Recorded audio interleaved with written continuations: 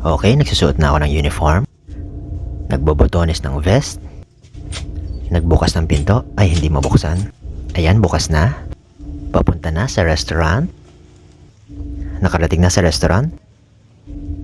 Binuksan ang side stand. Naglakad. Naglakad. Kumuha ng pichel. Naglagay ng napkin sa mesa. Naglagay ulit ng napkin sa mesa. At naglagay ulit ng napkin sa mesa. At naglagay ulit ng napkin sa mesa. At naglagay ulit ng napkin sa mesa. At naglagay na naman ng napkin sa mesa. Binuksan ulit ang side stand. Kumuha ng baso. Kumuha ng kumuha ng kumuha ng kumuha ng kumuha ng kumuha ng kumuha ng kumuha ng baso. Nilagay ang baso sa mesa. Nilagay at nilagay nang nilagay nang nilagay ang baso. Kinuha ang cocktail and wine menu. Nilagay sa mesa. Nilagay ulit sa mesa. Nilagay ang table number, salt and pepper, at ang QR code. At ganoon ulit sa bawat mesa. Naglagay ng mga side plate. Makalipas ang ilang sandali, nagbukas na ang restaurant. Nakipagmarites at nagsimula nang magtrabaho.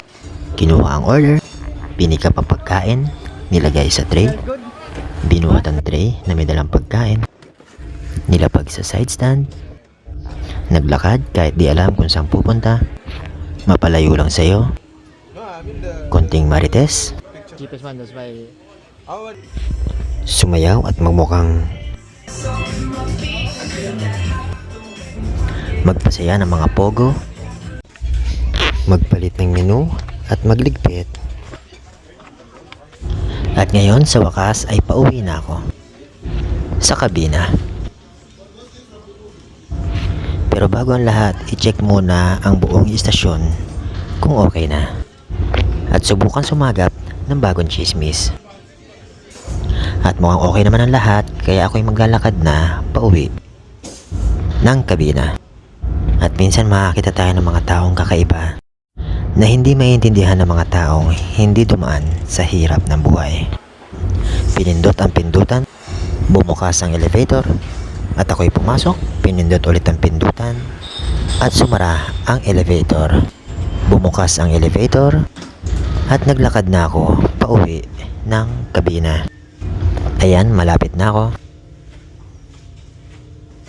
Sinusian ang pinto, binuksan, at nakauwi na ako.